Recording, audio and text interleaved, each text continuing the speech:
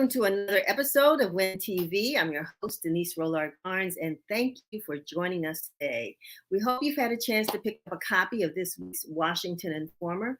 You can also read the digital edition online at www.washingtoninformer.com. Go on and check it out. Check out the website. We've got some great things over there, and we certainly would like for you to become we are using the word subscriber, but I think we prefer just have you sign up so that you can get our weekly or daily e-blast, and we have our house newsletter, and so much we try to send out to our readers and subscribers just to keep you informed. That's what we do, the Washington Informer. So we want to keep you informed and hope that you will enjoy all the news and information and feel willing to share ideas about news with us as well. If you're watching on Facebook, of course, go ahead and hit share so your followers can see the broadcast. And if you're watching on Twitter, be sure to follow us and we'll follow you back. And be sure to subscribe to our YouTube channel at Washington Informer TV. That's Washington Informer TV. That's all one word, no spaces. So when you go to YouTube, subscribe to our YouTube channel. The numbers are slowly ticking up, but we will always, of course, want you to subscribe. We got to subscribe to everything these days. But, I just left a meeting out of Chicago, Illinois, with organization Report for America, and a group of Black newspaper publishers were there to, I'm going to share that with you too, because we, I can find it, had an interesting meeting with the mothers of Black men who have been, I don't even see it now, Black men who have been killed by police.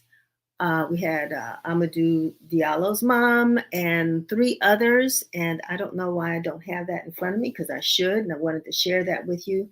But it's our business to keep you informed, but it's also your business to help to keep us informed. Our stories don't always make it on the headlines of newspapers. They don't even make it on the inside of white-owned media. And so this is what our job is, to make sure that we can continue to tell our community stories, and that you feel free to call us and share those stories with us so we can share them with the rest of our viewers and listeners and subscribers, and we become a more engaged and informed community when we share with one another. So speaking of sharing, this has been a very, very, very busy news week, and this weekend is going to be extremely busy as well.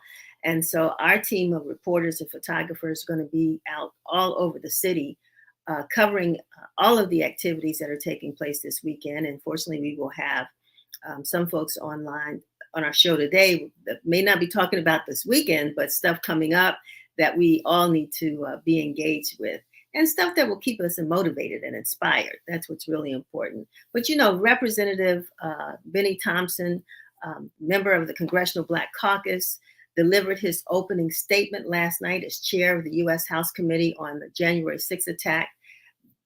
That hearing was held on primetime TV. It started last night, and the committee appears to be doing a thorough job of investigating the role President Donald Trump played in instigating this attack on the U.S. Capitol.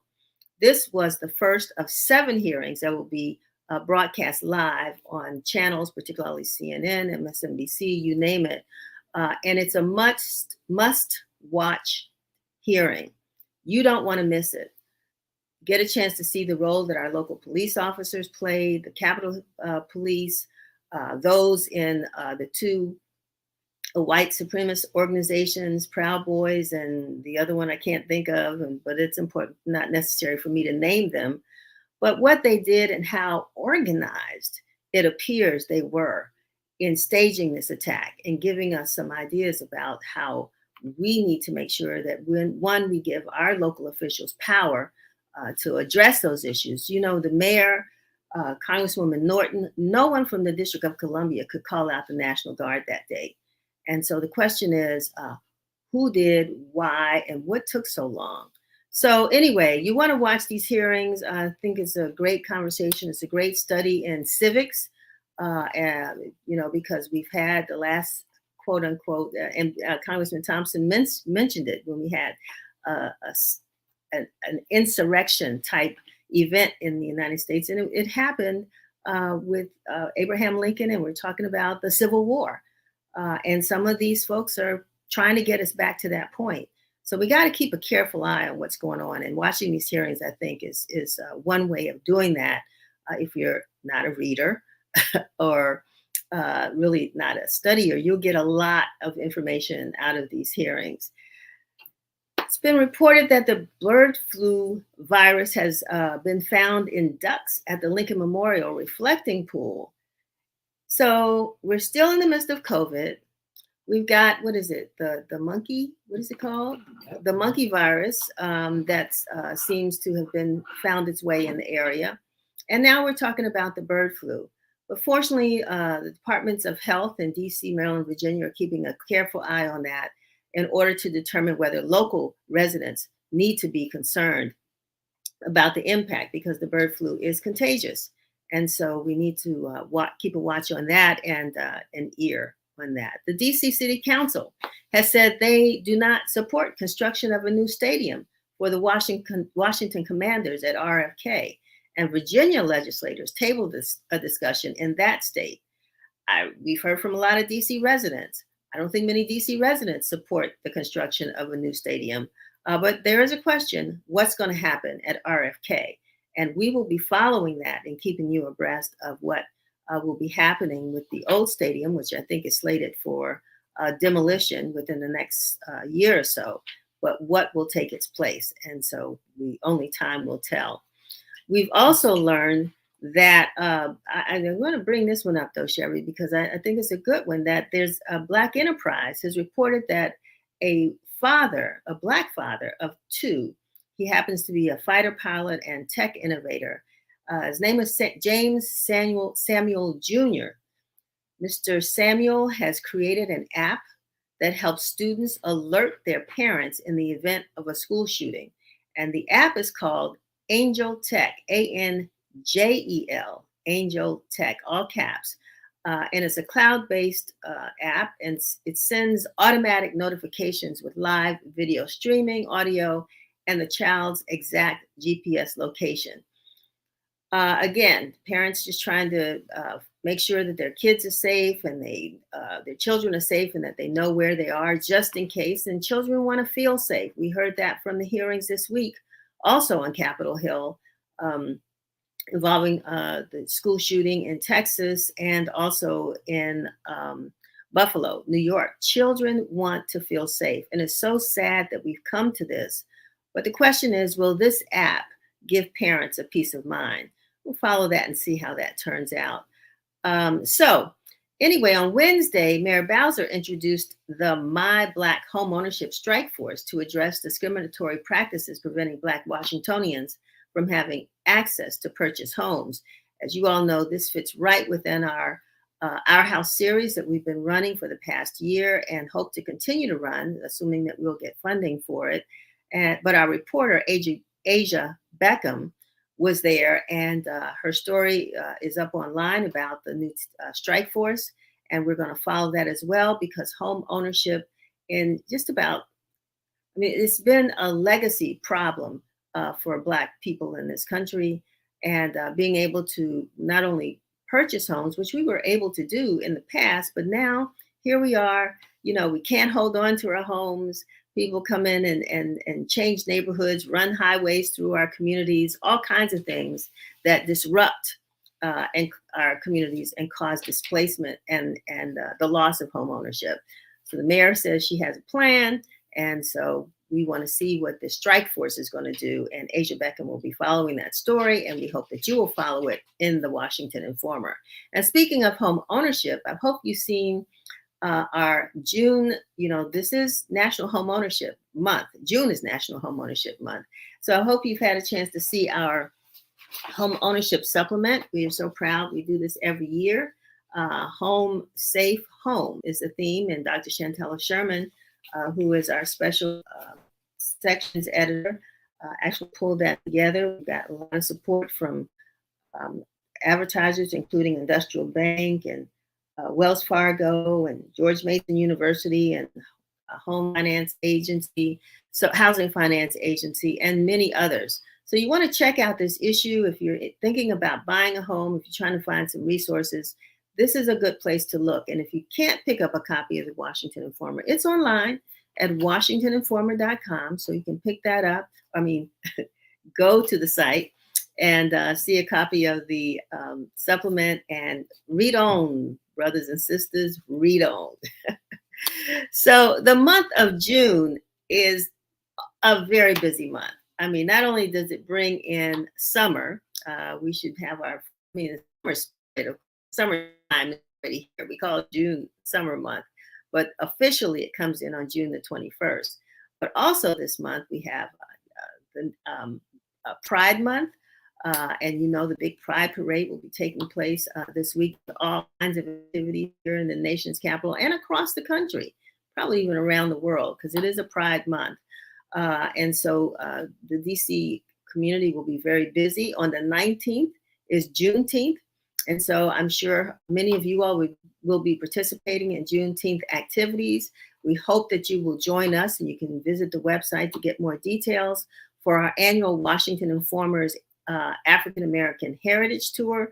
We are going to Berryville, Virginia to visit Josephine City. We've talked about Josephine City. We've written about Josephine City. And now we're going to go to Josephine City and meet those residents down there that are trying to preserve a community that was started right after slavery ended. And they acquired close to about 40 acres of land. They built homes. They have a museum. They have church there, Black-owned newspaper. So Josephine City was quite a independent and innovative town that, of course, here we go, is now being threatened because of many reasons. But we're going to go down and visit and go to their Juneteenth celebration. And lots of music, lots of food, lots of entertainment, and the tour of Josephine City. So if you're interested in joining us, it's not a lot, and we're going to leave from the Ark on that morning on Saturday, June the 18th. This is not the 19th. It's going to be Saturday, June the 18th, and we will leave from the Ark over here in Southeast DC, catch buses down to Josephine City, hang out, have fun, learn, eat, and maybe dance a little bit, and then come on back, and we should be back in the city by 4 o'clock that evening. So check out the website, and we hope that you will join us. Thank you, Sherry, for showing that flyer. So when people see it, they'll say, okay. And you start thinking Black-owned land matters. And so this fight to preserve our homes, our towns, our history is happening all over the country. And so we're just going to ride down here about an hour drive outside of the city and talk to the folks down there. They're looking forward to seeing us coming. It's also, did I say it was, what did I say? Father's Day. Yeah, the 19th is Father's Day. We've got a Father's Day program planned for you next week.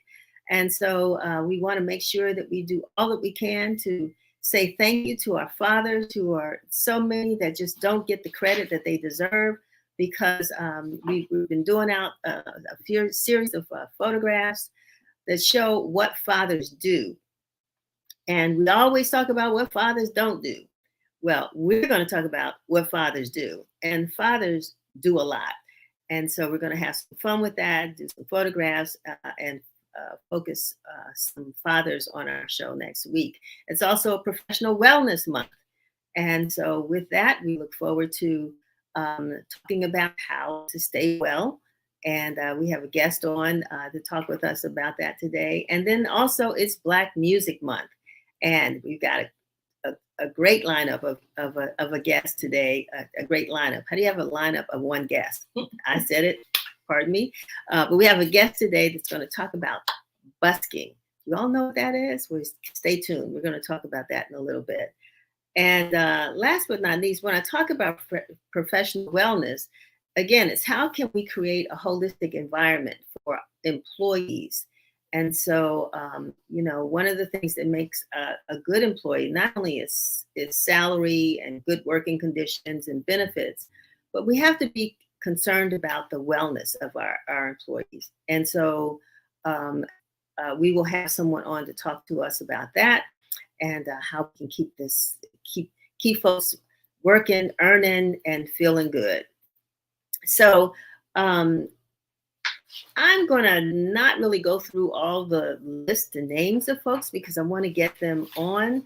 I do want to also mention, though, we're proud to bring on students from Ballou Senior High School. They're coming to talk about a program that they've been involved with called Do the Right Thing, which is a hybrid after-school multimedia project. And they're going to share with us their experiences, their writing, their poems, and a concept, the Teen New Deal. And there's a book that they published with both their poems and I guess the concept behind the New Deal. And so the Teen New Deal. So we want to talk to them, and I'm so excited to have these students with us. So we're going to move on now and then bring on our guest. And we don't have our, we like to have a little news report, right, Chevery? But we don't have it today. I think we've been brought up on everything. So we're going to bring on now Eris T. Scales, who is with us. And hi, Eris, how are you? Hey, Denise, I'm great. I guess you are. It's your birthday. It's your birthday. Yes. So we won't talk numbers or anything. We're just going to talk happy spirit. Happy spirit. Yes. You got any big plans today? How old are you turning? I said, girl, I'm not telling you how old I am. Yeah, because it's all, and that's what we're talking about, right? We're talking about, holistic. I mean, because we could be one age, we could be 100 years old, but actually, if we've taken care of ourselves, right, we might feel like we're okay. 20 might be extreme, but we could feel a lot younger, right? Because of how we manage and take care of our health. So before we go into that, let's talk a little bit about Walker's legacy. I know you're the CEO there, and congratulations to you. You're stepping into big shoes for an organization that does a whole lot. So tell us about Walker's legacy. I mean, at its core, Walker's legacy was established to inspire, engage, and equip women of color entrepreneurs along their entire entrepreneurial journey. And so what's amazing is that we have been doing this work, trying to model and create this next generation of legacy makers, just like Madam C.J. Walker, who was the first self-made millionaire female, despite race, right, here in this country. And so one of the things that we know is Black women are starting businesses at a faster rate than anyone. And not only do we want to make sure that they're starting those businesses, but that they're staying in business. And part of that mental wellness, that self-care, totally plays a part in that. It does. I mean, I was listening to it was actually a young man, but who's took over his dad's newspaper, right? And before he took it over, we were talking about how he would always say, "Oh, all you got to do is this. All you need to do is that. Why aren't you doing this?" Now, and he's a young man. Now that he has taken over, his real line is, "This is hard. This is really hard work." And so many people, including women who go into business with all other responsibilities as well, don't realize the challenges that they're going to face and how much it may take a toll on them physically. And so can you talk a little bit about, what you've seen and just how you help to get women through that process? Absolutely. And, I was listening to your opening and you were, kind of going through all these things that are happening, right, in the country and across the world. And we are in some really heavy times. Mm-hmm. And so, as we think about the times that we're in right now, it is literally imperative that we take that step back to first and foremost think about ourselves. I think prior to the pandemic, and this came out in a COVID-19 impact study that we did, prior to the pandemic, we didn't think about our self-care and mental health and wellness in the way that we do now. We also didn't have, I think, the luxury or the freedom to kind of express it the way that we do now. And so when we work with women and when we engage with women entrepreneurs, yeah, they raise the typical things around access to capital, wanting to have additional networks that they can extend their clients and customers, but they also raise just as much the importance and the need for them to have a sense of community that supports them and to be able to have some boundaries, because not only are we running businesses, right, we're taking care of families, we are showing up and being active in our communities, we are oftentimes having a full-time position and then running the business on the side, and so it just doesn't leave a lot of time. So one of the things that we've done, first and foremost, for me as a leader, this became really clear, something that I needed to adopt and model. And so not only do I have certain practices that I put in, I'm waking up earlier, I try to do my walks, I'm real cognizant of what I eat, I try to take time to myself. I wanted to make sure that I also encourage that kind of environment with our team. So we can't preach it and we can't support women on their journey if we ourselves aren't modeling it. And so, even with my staff, this just came up the other day, when they need to have some time because they're just not showing up as their best selves, they all feel comfortable to say that. And I'm happy that they feel comfortable, because I will tell them, you know what, Denise? Oh my God, I just cannot show up for you today. My head, I had 8 meetings. You want me to review this document, give you I just don't have it in me, right? And that's okay, because we're going to get to it and it's going to get done. So when we take women through our entrepreneurship programs, a lot of what is infused in that is that community building, that ability for women to build those skills, to set boundaries just as much as to build those skills to run their business. So we say we want to cultivate the whole woman, the whole woman. We are cultivating the whole woman. Where did she go? Yeah, I think that's extremely important. And one of the things that became, I guess, an aha moment for me, and it was after I started using the tool Slack, right? Yes. And it has, and I didn't realize that all of these tech tools that we use provide now a time to sign off, right? So those of us who may have those sleepless nights and we start sending emails in the middle of the night, and you get a complaint, you're sending an email to me after hours. It's like, oh, you're right. It is after hours. I should not be sending you emails. I should not be working. I mean, even though we will, but I mean, talk about a little bit about structuring, how you tell women to structure that time. And if they're, I mean, how do you kind of shut it down and feel good about feeling okay about shutting it down? Feeling okay, right? It's like any skill that you have, right? You have to practice in order to become an expert. Mm-hmm. If you don't start, then you can't begin to feel the implications or the rewards of what you will receive, right? And so oftentimes people say, I just can't do it. And I go, you can. So a lot of what I try to encourage is, first and foremost, build a tribe around you that has alignment, right? Who also says, you know what, we value boundaries, we value space. I'm going to respect that you need to shut down or just close out the rest of the world so that you can show up as your best self. I love time blocking. I also tell people, and this is one of the things I'm always saying to folks, like, someone hold me accountable. I even put it on Instagram, when I'm doing something and I'm like, guys, I'm on my next 30 days of, my self-care, hold me accountable. And, if I don't post today, hit me up and say, show me what you're doing. So, having accountability partners. And I would say another thing that really helped for me, I got a coach. So the skills that I have and the perspective that I have now, had it not been for her, she was phenomenal. 18 months we worked together. She got me to feel okay with putting additional structure around my personal life, the same way I was putting the structure around my professional and business life. And it felt good. And so for me, once I started feeling that, and I realized that if I didn't respond at 10 o'clock, or, if I took maybe 2 hours to respond versus 2 minutes, that the world didn't fall apart, but I was able to get my miles in or have a great meal. I love the way that it feels. And so I want to chase that feeling. And what I realize is that I show up as a better person. I literally show up as a better person and a better leader and a better partner.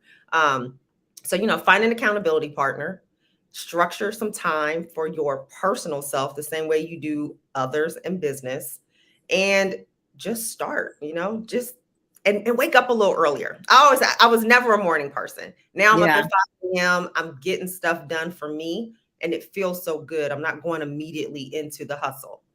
So, I mean, on the other side, do you go to bed earlier? You know, going to bed and going to sleep are two different things. But do you shut down earlier? I do Be shut honest. down. I shut down around, like 9:30, 10 o'clock.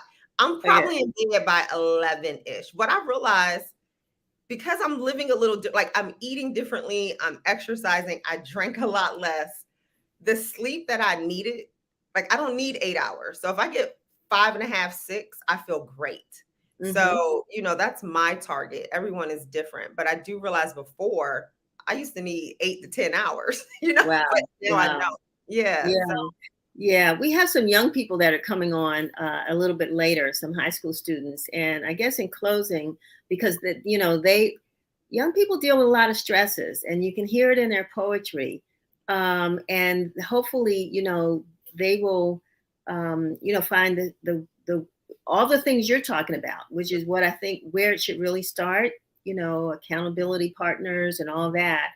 And then they will go into adulthood and with habits. But is there anything you would say to them if they are listening right now, or any young person, about how, as they begin to start careers, some habits that they need to start right now? yeah. I'm so blown away by this new generation. It's like every generation gets a little more grace and advances even more. And my daughter, who's always like, my race, my pace, or, she tries to make, I love it. And, she goes, I don't want to overwhelm myself throughout the day or the week. I value that they are, like, they're starting to change the tone, even as you think about employers now and things that are being offered in terms of these hybrid or remote work environments. They're talking about wellness and boundaries. And so I think, as I think about young people coming into this space, it is that they just continue to show up as their most authentic selves and be Mm-hmm. great communicators, right, with employers in terms of what it is that they're seeking in a respectful way, and chase that, and not necessarily following the career title or the money, but it is like chasing and following the quality of life that you want. And the Mm-hmm. sooner that you can kind of create that in terms of the roles that you pursue, I think the happier and the more free you will be. I went into some roles in the past that were about title or money or survival. And I looked up and was like, wow, I've spent 15 years doing X, Y, and Z. Now I'm doing something, that feels in so much alignment. Well, I really, really, yeah. What is this? Can we contact? No, somebody wants contact info for you, and Yeah, maybe to talk to some young people, which I think that would be a good thing. I don't know if you do that, Eris, but I'm sure they would love to I love some it. skills. Hmm. Can I drop it in the chat? There, yep, Yes, there's me. you There's my personal.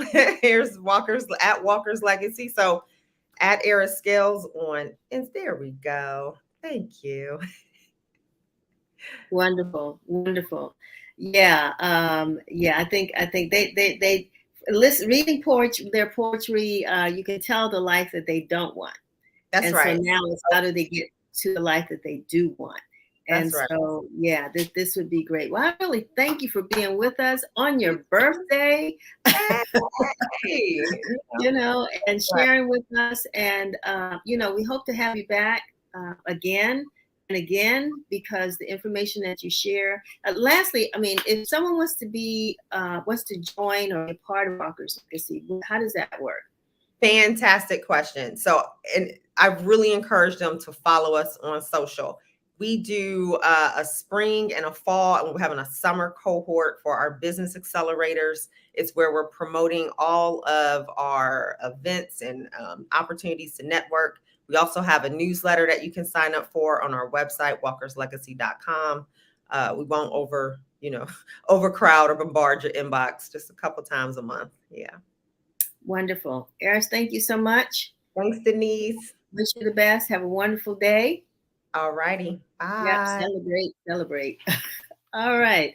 So, yeah, I mean, since I know that our young guests are out there, waiting, and so I want to make sure that we get some information in for them because, I report and I know that they have a song in their hearts, and it tells a lot of stories about their life and lifestyles and their hopes and wishes.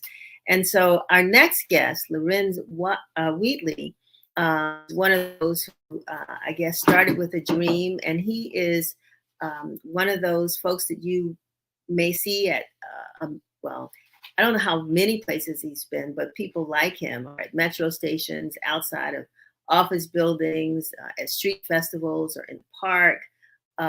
They're all over, and they play music, they sing, they dance, they deliver spoken word, and we call them street performers, but they're known as buskers, Buskers, buskers.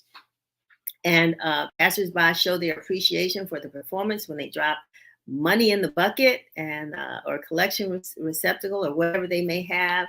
And it's not bad. I've looked in those buckets, and they do fairly well, particularly if they're providing quality music, quality sound. And so we're going to take a little moment to look at a video quickly, and then we're going to talk to Lorenz Wheatley.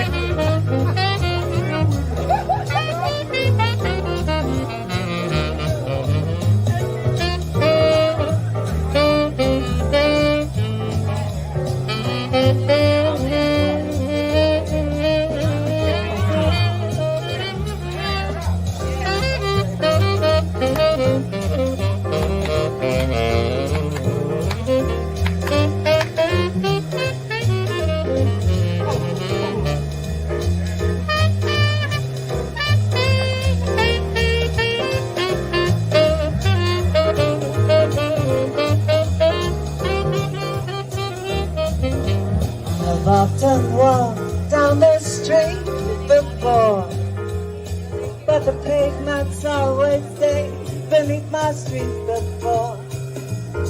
All at once a mind, several stories high, knowing I'm on the street where you live.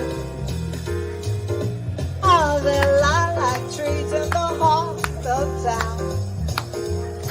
Can you hear a lot in any other part of town? Does enchantment pour out of each and every door? No, it's just on the street where you live. And oh, Hey, Lorenz, how are you? I'm doing well. And like my aunt used to say, I'm not bad shape for the shape I in. So bright moments to you and everybody else out there. Yeah, and thank you. I was so happy running you over. That was at Eastern Market. What is that? 7th and what's 7th and C Street. That's where we're 7th. typically.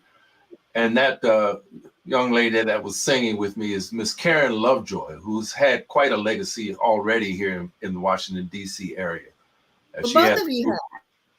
Well, thank you. Yes. Yeah. I mean, we're lucky that we can see you for free at 7th and C. But, you have quite a background. You and Karen Love. Yeah. Lovejoy. Both of you. Yes. I mean, I don't know where to start, but, well, let me start with buskers, okay? Because you even told me, you said, that's what we are. So define that, and if you can, share a little bit of history. You may need to repeat that. Just had a little technical difference. Yeah, I can hear you now. Can you share a little history of buskers? Sure. Well, buskers, I guess, started out of Europe, England, I guess, specifically, but for me, I started busking for real back in 2014. Now, I always thought about being a street musician, but a little of my ego got in the way. And I remember when shortly before Clinton became president, I was asked to dress up in a Santa Claus suit and play in front of his inaugural store because he played saxophone. And so I said, I can go incognito. And I went out there. And then a good friend of mine who's also had a very good reputation of being an excellent musician, and he has some history connected with the Eastern Market music scene as well. He's now an ancestor, James Palmer, more also known as Kenyatta. And Kenyatta, by the way, means musician in Kiswahili, and that's part of my name as well, but my traditional name. But yeah, I started back in 2014, and it's been really great. The gentleman who sort of got me to actually move on that is one of the members of the Malcolm X Drummers and Dancers, and I started playing over at Malcolm X Park, also known as Meridian Hill Park. And he said, "Well, let's just you and me as a drummer." We started playing on U Street in front of Ben's Chili Bowl. So, and yet I realized that this was something that I had little or no expectations because it's by the grace of people who are willing to donate. So I had little or no expectations. There was a little bit of concern on my part that this guy was like kind of asking people, well, you could do better than that and all that. And I said, no, that's not the right attitude. So I started going on my own shortly thereafter. And I've been doing it pretty much as a solo artist until just about summertime last year. Miss Lovejoy joined me, and it's been a tremendous collaboration, and here we are. And so not only can people find you there at 7th and C, but some may have seen you on stages. I know that you said you played behind Aretha Franklin, Gladys Knight, some others. You've opened up some acts. Talk about that as well. Well, yeah. So I'm a relatively late bloomer coming into the music. I considered myself back in the day as an OG, an original geek. And I'm somewhat of I still have an interest in science and math.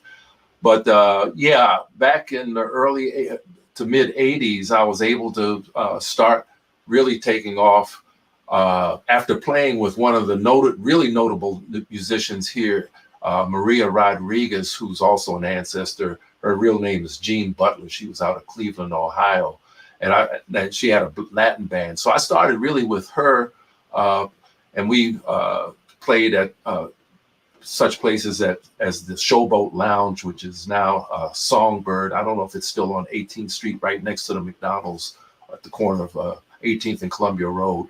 But then I also had the opportunity to start playing with some of the notable Motown acts, starting with Gladys Knight, then with the Four Tops and the Dells, Lloyd Price, Jerry Butler. We did some shows at the Carter Barron and throughout the area. And then most recently, and sadly to say, with Aretha Franklin. So when she made her transition, I really, could feel that loss, if you will. But yeah, it's been a good run. And then, of course, I've been a continuing student. I'm more of an autodidact, so I tell people I'm working on my honorary bachelor's degree, but I've also had some very good experiences over at Federal City College /UDC. And until the COVID hit, I was back trying to play with the big band, or was playing with the big band under the directorship of Mr. Alan Johnson, who's a phenomenal musician in his own right. Shout out to my teacher, Leroy Barton, and Dr. Edwards, Dr. Barton, I should say. And so I think this coming school year, they have what they call a lot of, I forgot the term, but we don't have as many students there. So you have a lot of stand-ins, former students, older folks like me sitting in, and it's always good to be playing in that context as well. As Well, well as I said, I had a chance to play with Karen Lovejoy's group, the Lovejoy group. So right. yeah. I keep referring to our young guests who I'm going to have to move quickly to make sure I give them some time. But Sure. I like the fact that you're saying, you changed careers, you've been late at this, you're, still going to school, and you're still having success. So it's not where you start, right? It's keeping the ball going. And I mean, tell us a little bit about, being there at Seventh and C, and really the reception that you get. I mean, it was great the day I was out there. Folks were dancing and all that. Yeah, well, I got to say that there was some politics initially there, because when I started going there for the very first time, I played down at the corner of 7th and Pennsylvania Avenue, just down the block. And then there was a little bit of friction between the facilitators, which is under the DC government. So I actually played inside the outdoor cafe at 7th and C right there at Radici's.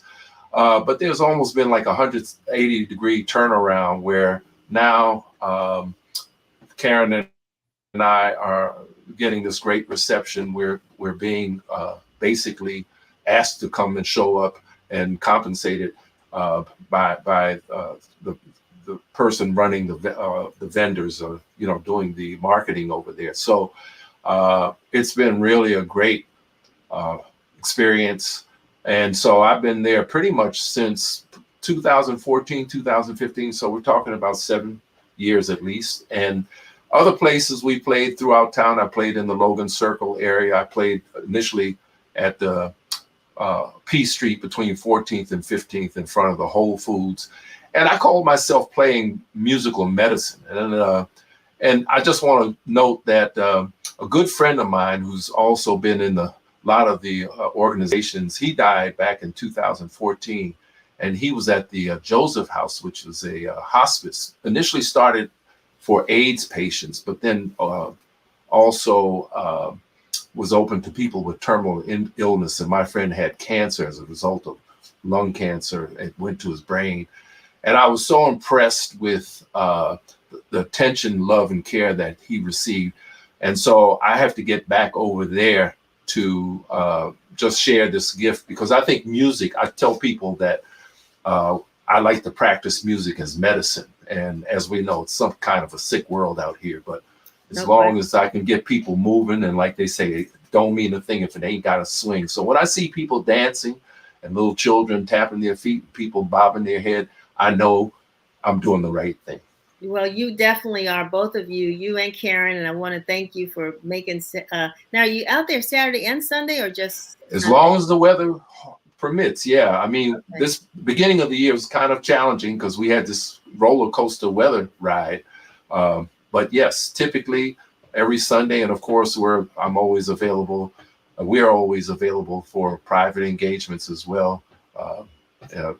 People can reach me at one of my emails. I don't have much of a web presence, but Karen Lovejoy, if you go on Google, actually, what is it?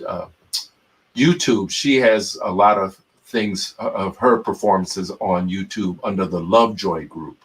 So check that out. And again, I can be reached at wheatley.music@rcn.com.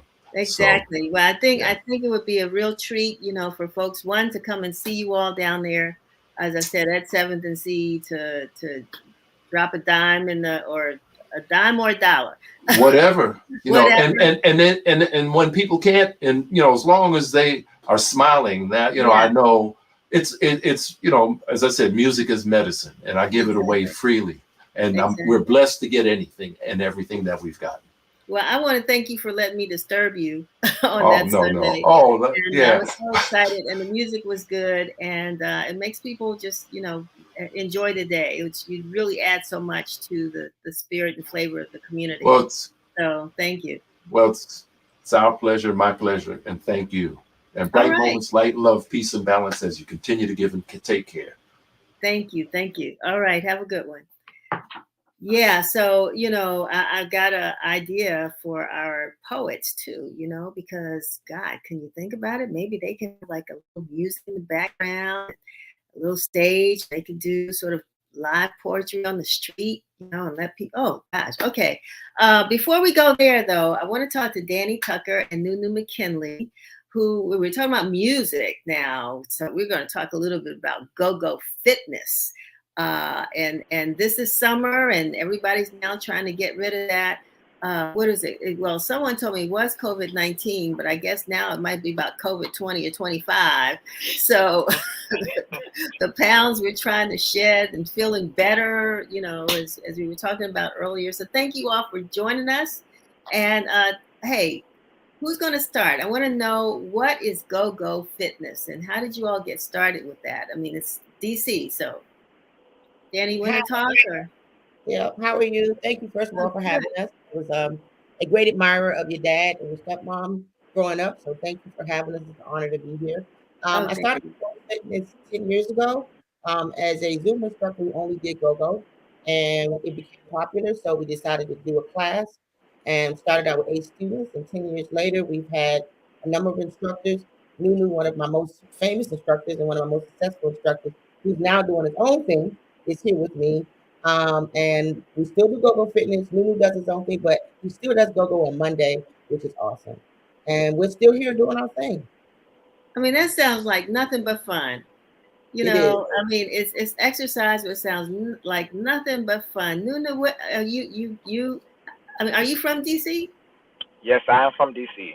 Okay, so go-go is what you're familiar with, but tell us, I mean, as an instructor, how do you plan your lessons, and who can come and where, and what's the purpose? I mean, we dance to go-go. It never ends, right? So I hope your class ends at some point. It just goes on and on and on. But how do you do this? Tell us what you do.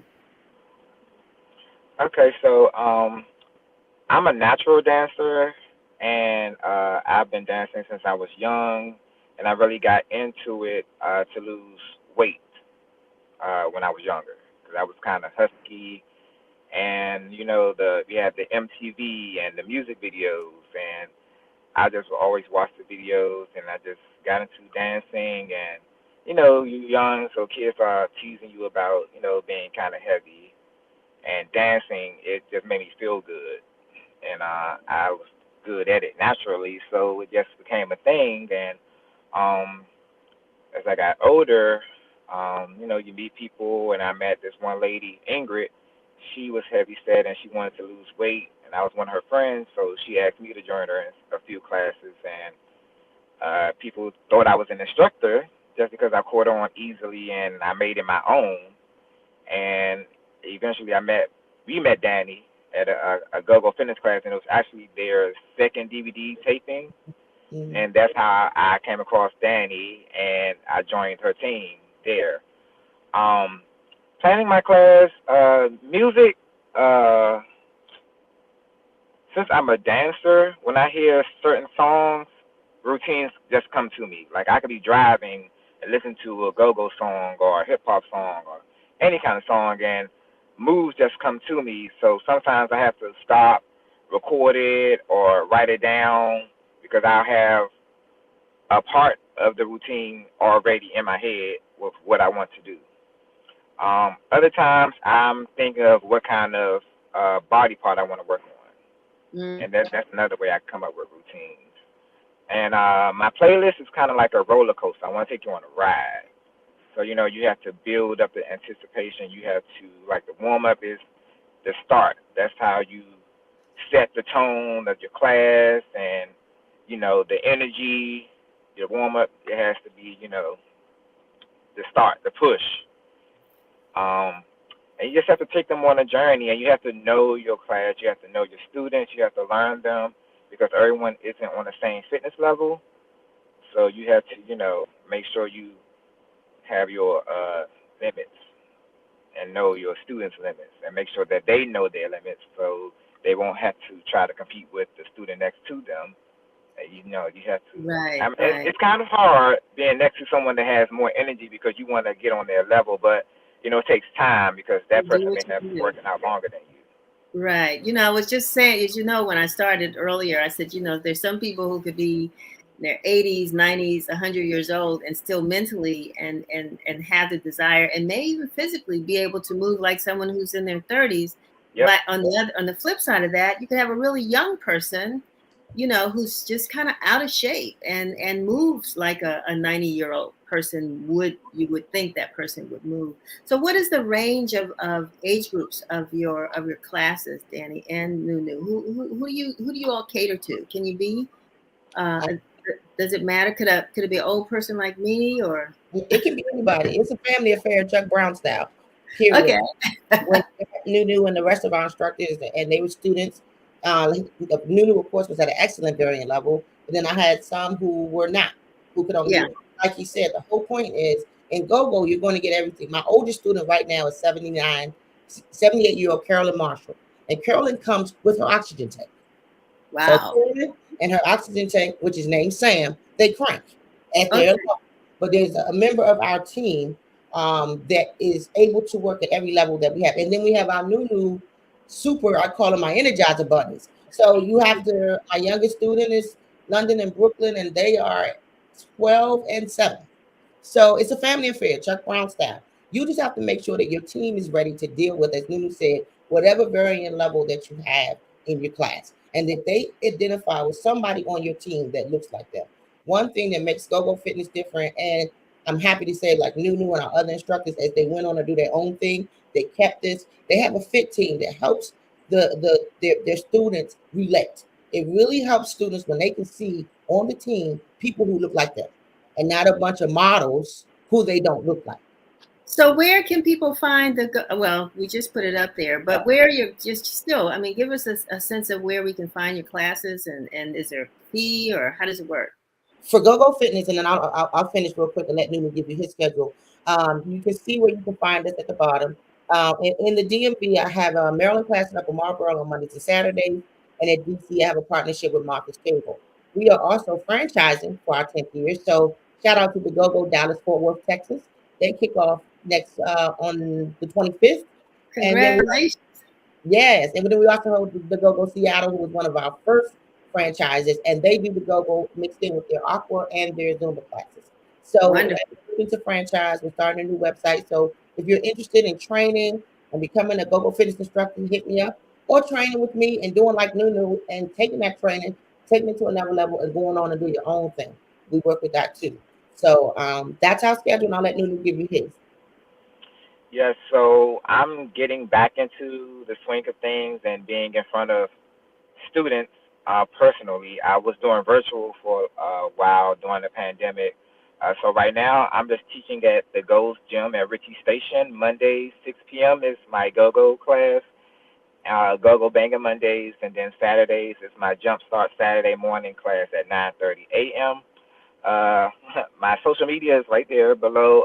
Instagram is Bodyosity Fitness _ LLC, and on Facebook is Bodyosity Fitness LLC.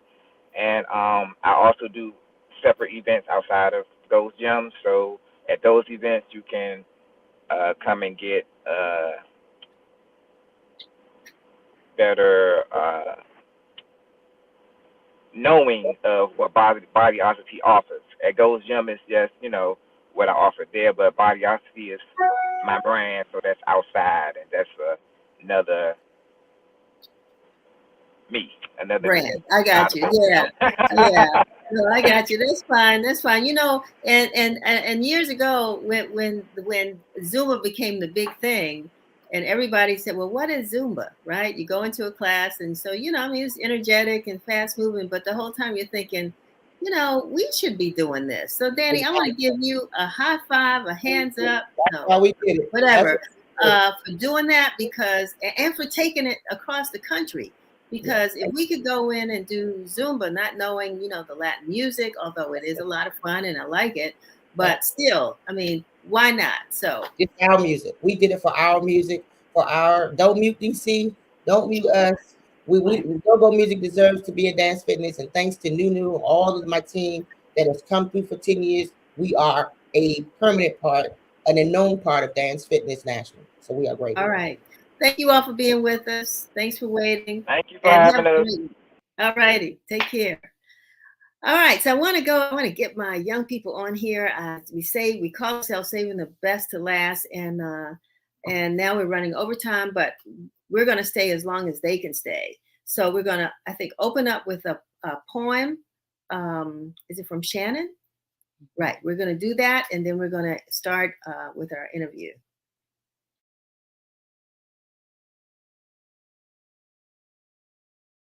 I want our Black teens, white teens, all teens going to school. Let's show these adults the young people are the tool. A teen new deal will help us do it. We can prove it. Earning incentives should be included. We'll be making money every week, just do it. Let's deep dive into solving racism, hate, and crime. All people can be equalized. Let students earn money at school and we can do more than survive. We will thrive. It's 2022, the pandemic is conquered. When we still alive. Diversity is the bigger picture in God's hands. Peel your own image from the mirror and wear it every day. Keep your head held high. A solution is the only way. Young people are gifted, persevere. But let's face it, we still getting shot at school. We still can't vote at school. Killed over and over by the law. I can't stall no longer. This can't go on any longer. Something needs to change. Aim for a teen new deal. All right. Woo, woo, woo. Is Shannon here? Yes, I'm here. There you are. Okay. Fantastic, Shannon. I love it. I love it. And I'm going to tell you, hey, Mr. Norday, how are you? Glad to be with you. Glad to be with you. Thank you so much. We're doing well. Good, good. I will say I read them both. On the plane coming back from Chicago, I read all the poems. I learned about the Teen New Deal. You all are fantastic. I mean, my hopes and dreams and prayers go out to all of you all. You want to start off, Mr. Norday, and tell us, just what you all are doing, and Asha as well. And I'll ask everybody to introduce themselves really quickly. Isaiah, great writer. But anyway, go ahead. Well, Ms. Roloff Barnes, thank you so much for having us here. We are just so awe-inspired to be with you and the legacy that your family has created with the Informer. So just thank you so much for having us here. So yes, and Aisha G is one of our teen poetry instructors. I'm the co-founder of a nonprofit called Do the Right Thing. And we operate after-school programs and summer programs for young people doing multimedia projects. We are here with students from Ballou High School, where we had two after-school programs this school year. We started them off with our after-school poetry club, and you can see Miss Aisha G. She was their teaching artist and poetry instructor, and it was an opportunity for the students to be able to express themselves, talk about the things that are impacting them, especially during, as you mentioned, these heavy times, right? And so we want our young people being able to talk about the things that are going on in their community, in their own lives. And so that's what we did with under Miss Aisha's expert tutelage, and they were able to produce a book called Truth, full of poems and full of their opinions, their thoughts, speaking their heart and their mind. Yes, there it is there. And so after they participated in that poetry club, we transitioned them to another program called the Teen New Deal, which is based on a book about three components that we believe can use young people to transform our society, with three components: paying young people to go to school with digital currency and letting their parents access those earnings. Also, student government nationwide mandatory, so young people can start voting on school-based issues, including school uniforms, school field trips, school security, and also student-based media, closed-circuit media at the school, so students can get a hold of their image and begin to irresponsibly work with social media. So that's what we did, and we have some wonderful participants here that have some great poems and just some great thoughts on their mind. So they're with us today. Again, thank you for having us here. No, my pleasure, my pleasure. You know, as I was reading I don't do poetry. I always think that, you know, people that are poets just are gifted. You know, they just have a way with words. And I'm gonna start with you, Isaiah, because I was reading your poems early on, but as I kept going further back, you know, the message in it was becoming clearer and clearer, and the way you were writing, you know, just really became more poignant. And what I get out of all of you all is that you've got a lot to say, but you're just wondering who is listening. So I'm going to stop because I want to listen. I'm going to start with you, Isaiah, and ask you, you know, how, you know, what this experience has been like for you. And then I'm going to ask everybody else the same thing. Well, thank you for having us, and thank you for Point on Poem. I appreciate that you liked it, and it means a lot to me. And with poetry and basically expressing myself, it's a situation where as I'm going through stuff and going through situations, I write it as long as I'm going through it. So I'm like, I can be going through something in the moment. I just pick up my phone, start writing it, and get my emotions out, because sometimes, like you say, you don't know who's listening. Sometimes you don't really have people to talk to about your emotions, so you write it down in ways of talking to yourself or looking at how you feel, because sometimes we can't express our emotions. Poem I wrote was called Pride, basically not really accepting our emotions. We push it to the side. But my way of my way of getting through all that stuff, I just wrote it down on paper, because it allowed me to accept my emotions first with writing, and then allow me to express because I can perform it now. So poetry done a lot for me. Wonderful. Taisha, how about you? It's Taja, and Taisha, okay. my experience with the program has been good. I learned like some new skills as far as like managing time, learning that you don't always get rewarded for like doing the right thing or whatever. You should just do the right thing. Just having integrity and just that's like the right thing to do. And it also helped me with like class work, like going to class, learning how to manage my work, not procrastinate and stuff. Well, boy, those are great lessons. I need to be in your class now because I've forgotten some of those. Is it so? I don't want to mess up people's names. So, Araya. Hi, yes, it's Araya. Araya. Okay. The program actually helped a lot when it came to speaking to people, especially with the Teen New Deal, because with the program we had to speak. Like if you ain't speak, you what's the point of you being there? And with the poetry program, it allowed me to express my feelings and how well I was doing in school. It also helped with communication skills, also, and speaking in front of big crowds. Yeah, and you all, I'm very, very proud of you because no one seems to be bashful in this group, and that's important. That's important. Angelina. Hey, yes, thank you for having me. The program helped me learn that social ills has a lot to do with kids in school, and I like the fact that it might not change now, but it could change the next generation and the future for upcoming adults.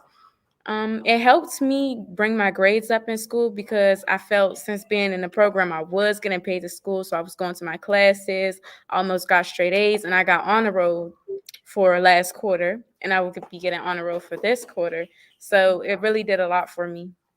Wow. I mean, I'm getting chills. I'm getting chills. That's fantastic. And Shannon, that great point that you opened us up with, talk about and how you've been, what this experience has been like for you.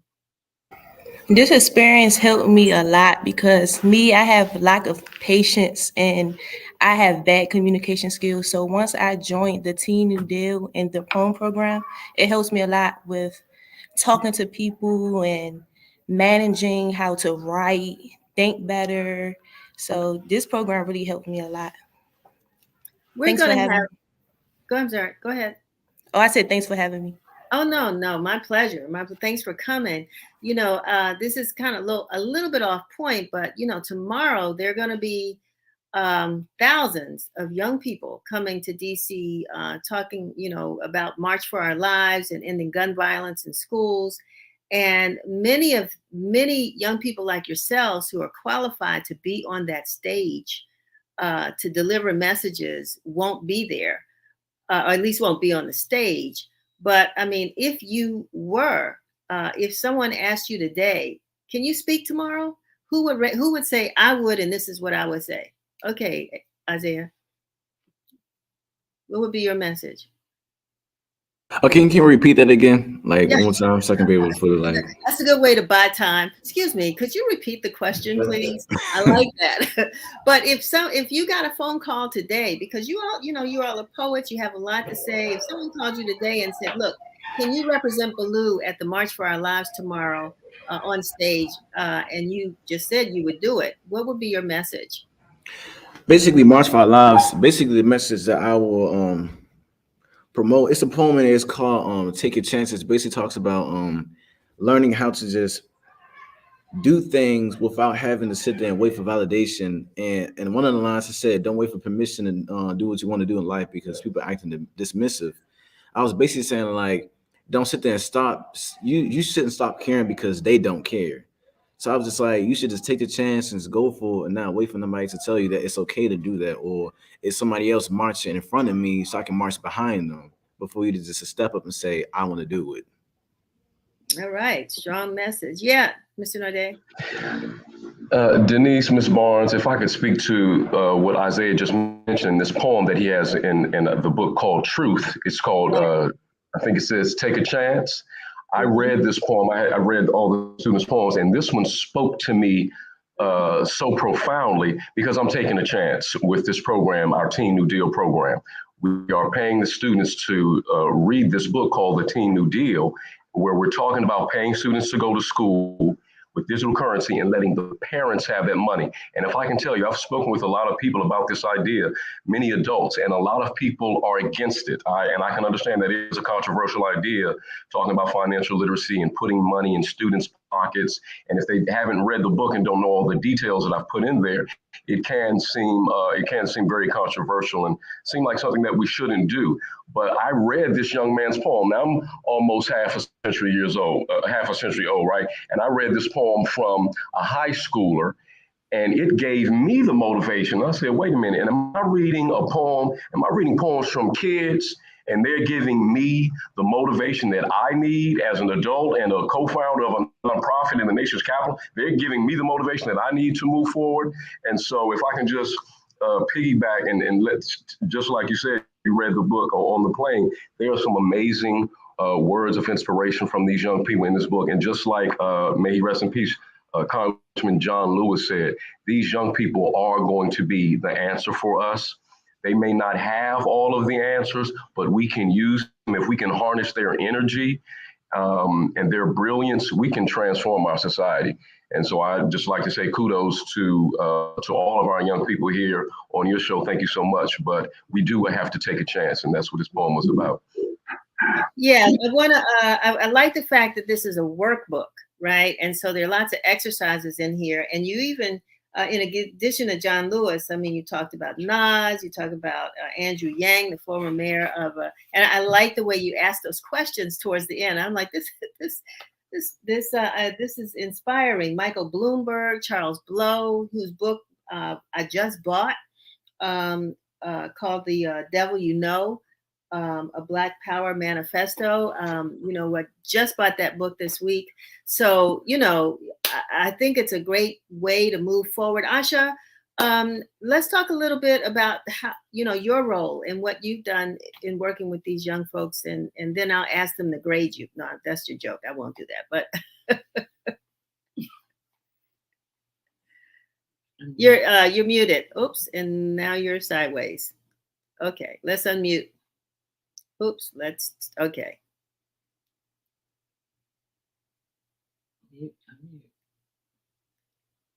Is not unmuting? Wow. Does she see the button in the lower left corner? Yeah, I'm not sure. And she's it keeps turning sideways. While she tries to figure that out, I just want to, so what grade is everybody in? Ms. Barnes, I think we all have juniors and seniors here. Okay. All right. If I'm correct. Okay. All right. And so with this Teen New Deal, can someone give me your impression of and your opinion about the whole thing of parents having access to your money?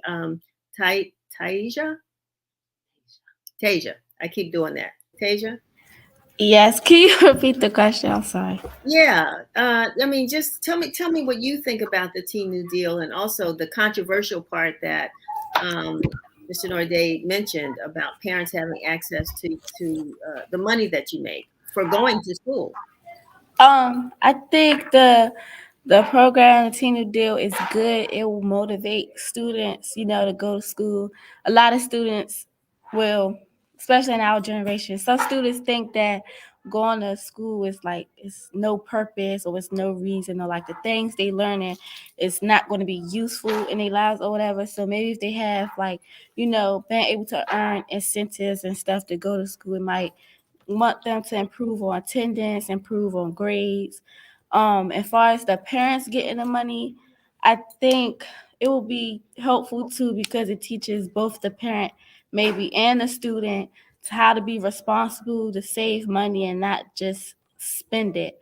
And also with the parents getting the money, they wouldn't have the option to just spend the kids' money. Some people might think, oh, well, if y'all letting the parents get the money, they might be irresponsible with it or use the child's money for their own purpose. But with the way Teen New Deal is set up, they wouldn't be allowed to do that.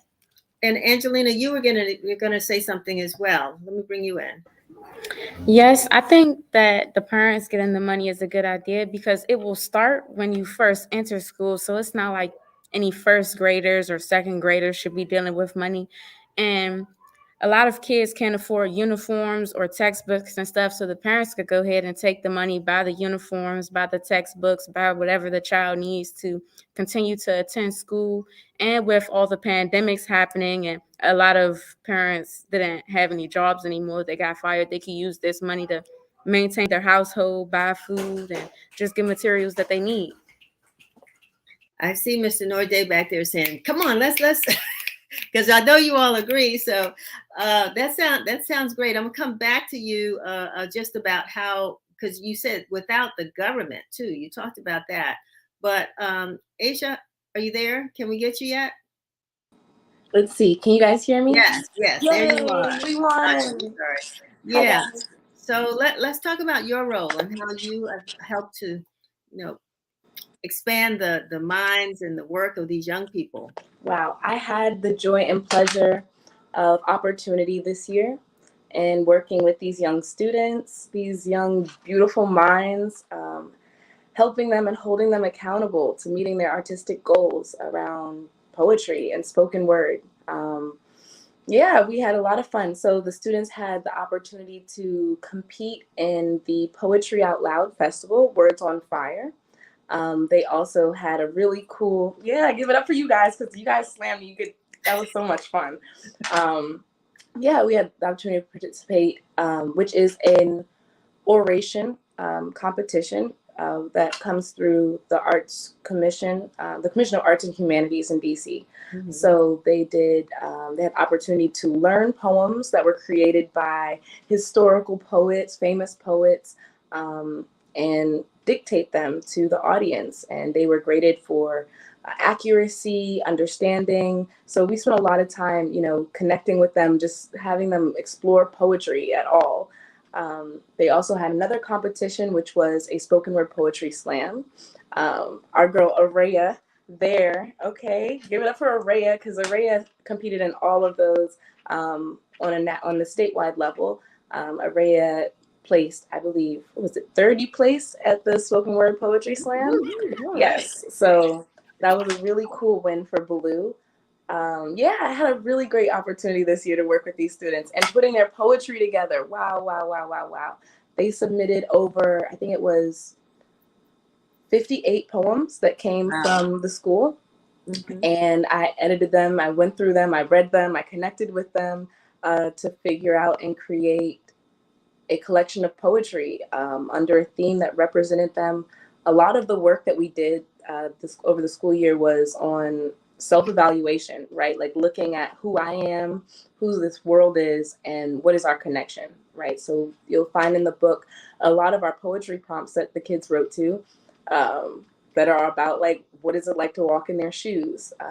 What would they have to say to themselves in 10 years from now, from right now, right? So like 16-year-old me talking to 26-year-old me later on. So they had a lot of cool opportunities. I learned so much about their resilience through this process, right? I think Isaiah was saying, you know, why not like take the chance? Like when everybody's telling you don't do something, or that you are something, or you don't have something, or you don't have a skill acquired, why not go get the skill? Why not prove them wrong? You know, why not do that thing for yourself so you can go home with that good victory and feel great about what you do? So yeah, that's what I did with them this year. Well, I think it's fantastic, and I'll go back to the point of saying, you know, we don't really hear the voices of young people as much as we should. And you know, I publish a newspaper. We're right around the corner from Ballou, so you know, and I'm glad that our reporter Sam Collins discovered you all last year and did a story on it on you all. But you know, we might want to talk about creating a little space, a space in the Informer, maybe periodically, where we can run some poems from Do the Right Thing, and Do the Right Thing meaning WRITE, do the right thing.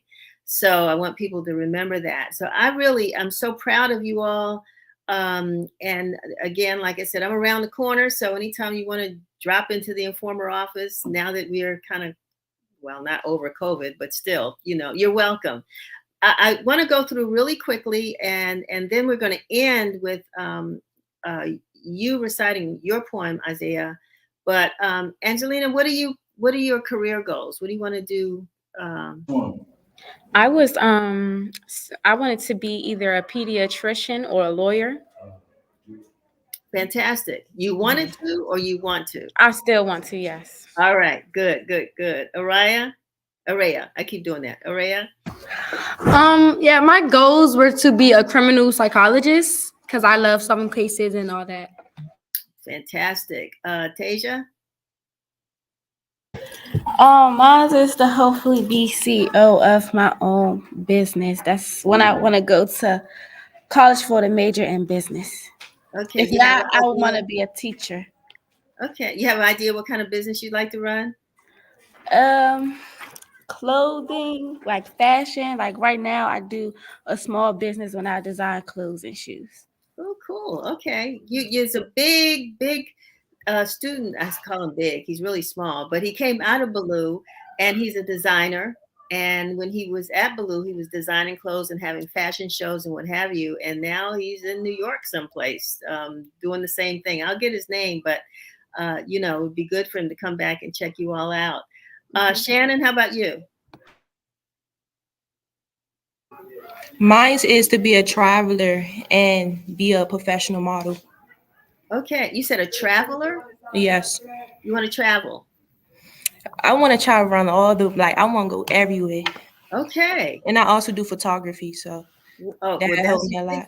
That's your ticket. Yeah, that's good. I might have some ideas for you too. Isaiah, you tell me lastly what your career aspirations are, and then going into that poem that you're going to read for us before we close out. Okay. You can hear me? Yep. Okay. So basically what I want to do is I like expressing myself artistically and allowing myself to have a message to people. Like I want to do poetry, I want to do music, I want to be a producer, I want to be a songwriter, I want to do so much. So I don't know fully my potential what I want to do, but I just know I want to do a lot and I don't want to limit myself. And hopefully when I turn 25 and reach all my goals, I can keep going on beyond that. Well, you heard from our busker, right? Who even at this late stage in his life, he's still working on his craft, right? So, you know, it's slow and steady. That's what I call it. So you got a poem for us? Yeah, I'm gonna read Take Your Chances since y'all brought it up, and that's the bill as well. Okay, So I'm gonna read Take Your Chances because y'all was talking about it, and I was like, I'm gonna recite it from there. Okay. Okay. Why don't you just take your shot? Are you scared that people are going to judge you for what you're not? Learn to be optimistic and trust in your decisions. When people don't support your ideas, don't you get offended. Learn to go the distance without needing extra attention. People won't understand until you manifest your vision. So focus on what's your business, not who's against it. Learn to better yourself and not always be in competition. Take control of your life and stop looking for permission. I know it's hate and jealousy. Don't let it create restrictions.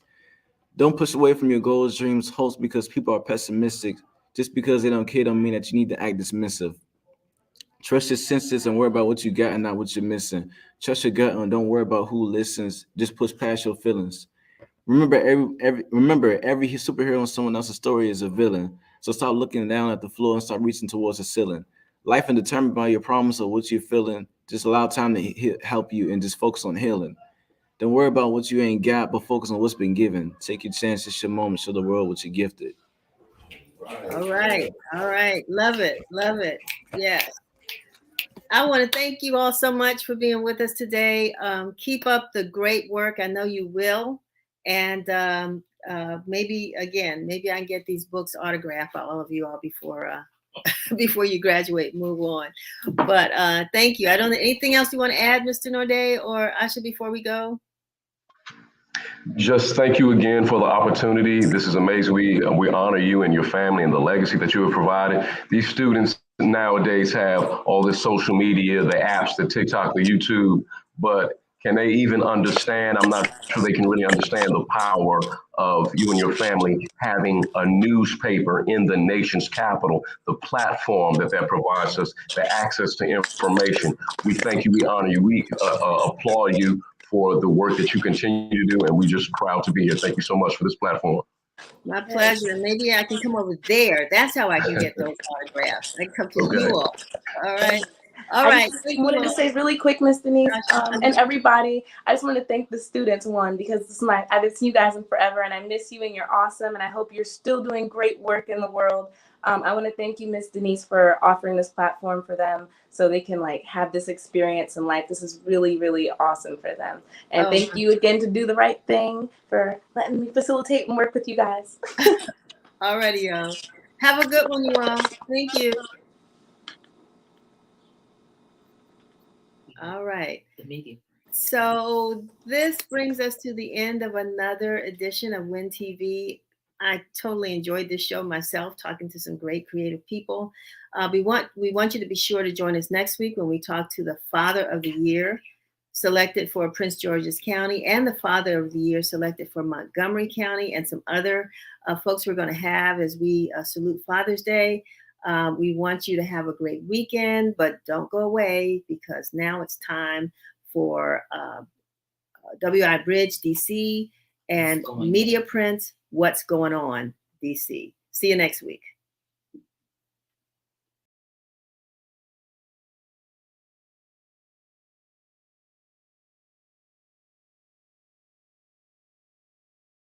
It's Friday, and I just got one question for you.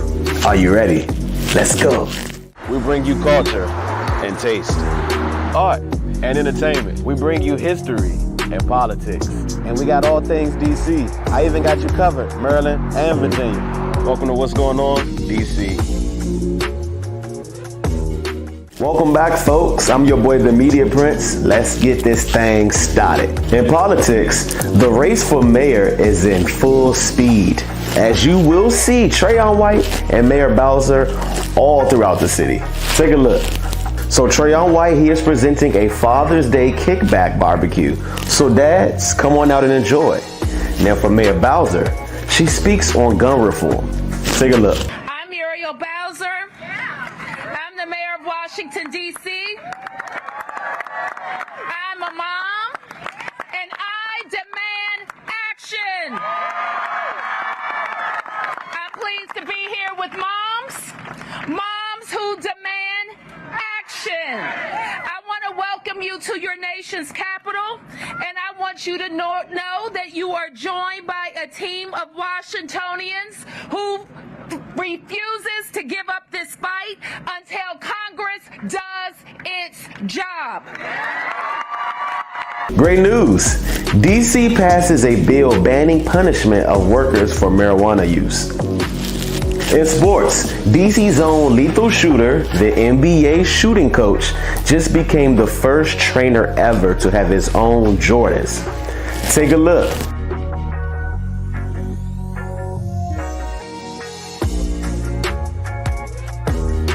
Hey, another win for the city. Also in sports, recording artist Light Show got to throw the first pitch at the Nationals game. Oh, y'all just showing out, DC, huh? Take a look.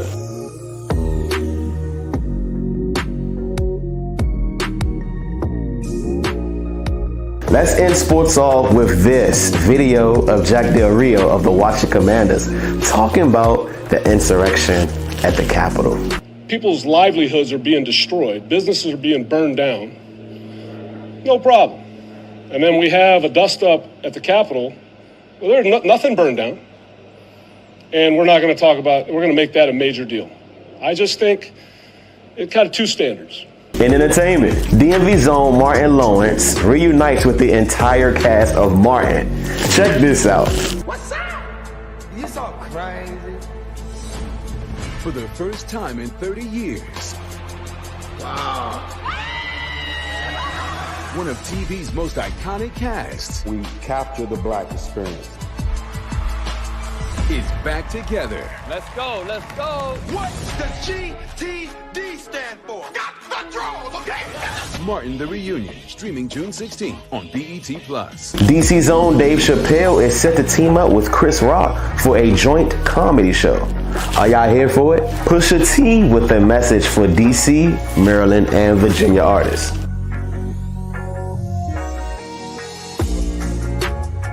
Apparently, DC ain't like the Nike boots comment and pulled up on Jim Jones. Take a look. Let's be clear, boss. He said they did the high joints in DC, you heard? The high joints. We don't do the low now. Y'all might have started the white ones. Oh, he taking shots. Oh, that's crazy. Fat Trail with the message. Are y'all ready for his return home? Trick Daddy and Baltimore's own Jess Hilarious talk about who's more country, DC or Baltimore. Y'all sound more like the South than anybody I know from any parts of the East Coast. For real? Baltimore? Yes, y'all are like a country crazy like us. A country? No, I will give you that. I'll give you country crazy. But DC right next to us. We think DC country, but DC say we country. Yeah, what DC call y'all Bammers. Yeah, we ain't that. No. I don't think we that. Y'all said Baltimore? Right. Let's end things off with what? That's right. What's happening around town? In oh hell no news, a man steals an ambulance in DC while paramedics attended to a patient. Now come on now, have they found him yet? Shaking my head. A coyote bites 3 people in Virginia. Oh, see now, if you want us to stay in the house, just say that. DMV's own Autumn Joy, who just got her own talk show. Take a look.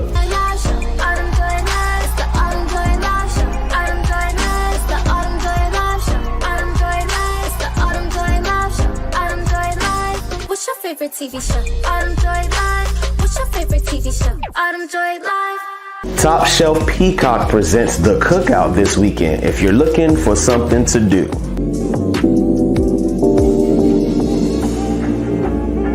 Sad to say, but Wawa in Columbia Heights has gone bye-bye. A new DC program, Vacant to Visual, allows vacant buildings to become canvases for artwork around the city. And if you're looking for more turn-ups here in the area, take a look at this list, courtesy of DC Frolics. Well, folks, we have reached the end of the road. No more to say but to see ya. But be safe. We love you for watching. Peace.